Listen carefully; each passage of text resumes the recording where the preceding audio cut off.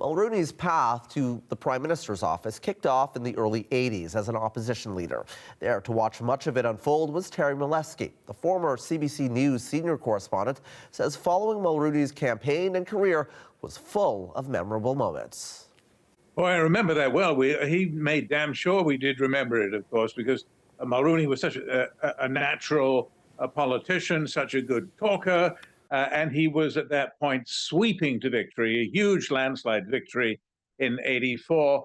And I remember being very struck by his attention to detail, sometimes too much attention to detail. For example, a couple of days before the vote, he spent a couple of days in Quebec, in his home province, and we flew into the little mining town of Schefferville, which had been badly hurt by some of the actions of the iron ore company, previously headed by Brian Mulroney, of course, and they had a little demonstration at the airport.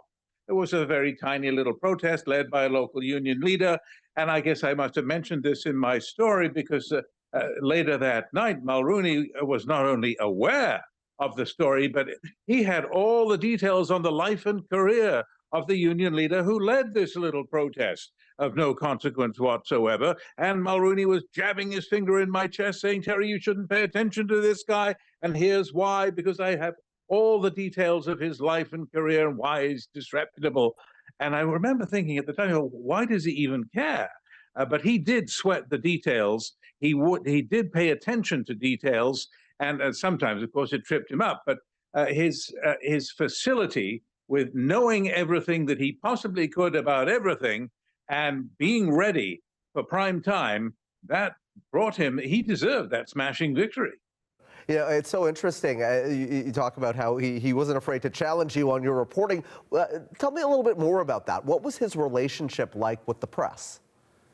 Well, he cared a lot what we thought. That's what this little episode was about.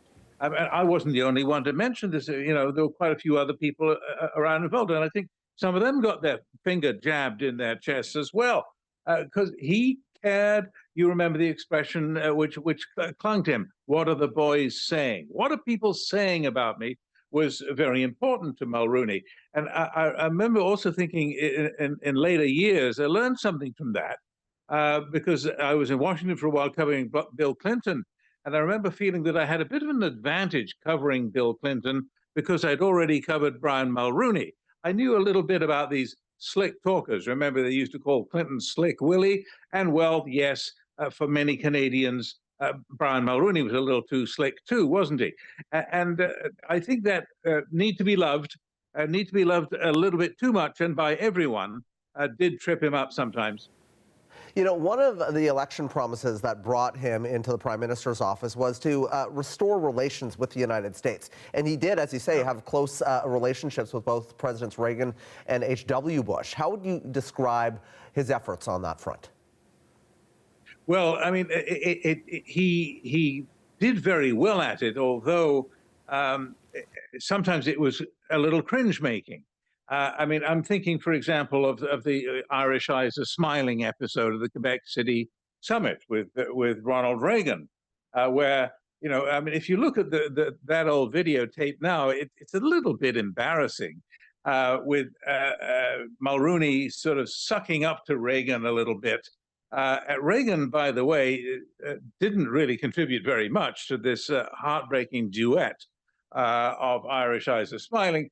He wasn't a very good singer, didn't seem to remember the words even of this Irish anthem.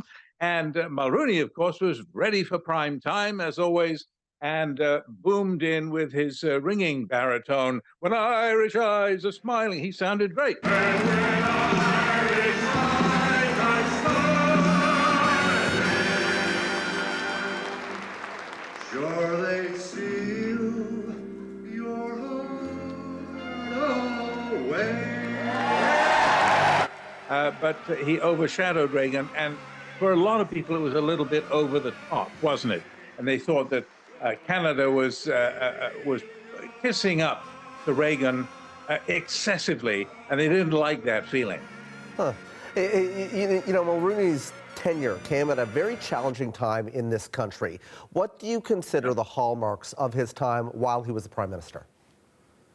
Well, I won't be the first to pick the free trade agreement. I covered that a lot because I was in Washington at the time and saw him from a different angle, I mean, at the time, remember, at least I remember because it was my business day to day, the Americans were actually a little bit afraid of Mulroney because they thought he was doing too good a job, that Mulroney was putting one over on the United States. And I remember interviewing the senators on the Commerce Committee and so forth, saying, well, you know, Canada's asking for too much, and you're putting us at a disadvantage. You're beating up on the poor old US of A. And you sort of rolled your eyes and you said, thank you, Senator.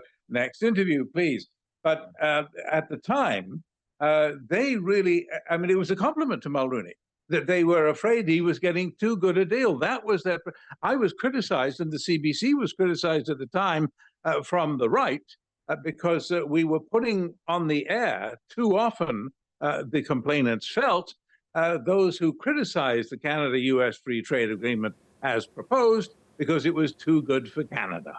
So consequential, but also controversial at times. Why do you think he had such a drive to push through policies which sometimes were not popular at all? Well, I mean, he did understand that you could win, as he did win in his leadership campaign and in that first landslide win in 1984. He did understand that sometimes you had to go against the grain. You had to bet against type. You had to play against type. In fact, we talked about the free trade agreement a moment ago. Remember, he campaigned against it in his leadership campaign and then flip-flopped once in power. He understood that sometimes you had to do that. It wasn't all sucking up to people and being ingratiating and a good talker and slapping him on the back. Some of it was poking his finger in your chest and saying, hey, you better listen to me, and pushing his luck a little bit. But of course, nothing really compares, I think, with what his biggest mistake out of office. And he's lucky that we can say that he was out of office at the time, that he was essentially busted for taking brown envelopes full of cash from the lobbyist Schreiber. What was it, $300,000 in cash a former Prime Minister of Canada was taking? What was he thinking? And he himself candidly agreed in, I think, 2007 with the inquiry that it was the worst mistake of his life. And what was behind it, I cannot say. I found his psychology difficult to analyze. It was a blunder on an epic scale, and the best you can say for it was that he had already left office. It's so interesting to hear your insight, reporting on him for as many years as you did. Terry, what do you think the biggest memory you will have of Brian Mulroney that will be left with you is, as we continue to talk about his legacy in the days ahead? I think the fact that he brought that American-style slickness, fast-talking quality to Canadian politics. Remember what a contrast that was when he came on the scene. He wasn't an established politician. We didn't know Brian Mulroney. He was the head of the iron ore company. What's the iron ore company? He was pretty much an unknown at first. And he brought something new to Canadian politics. Well, imagine the contrast. Look back on it now with Joe Clark, his predecessor as leader of the Conservative Party. He certainly lacked that quality of slickness, which may have been an advantage in some cases.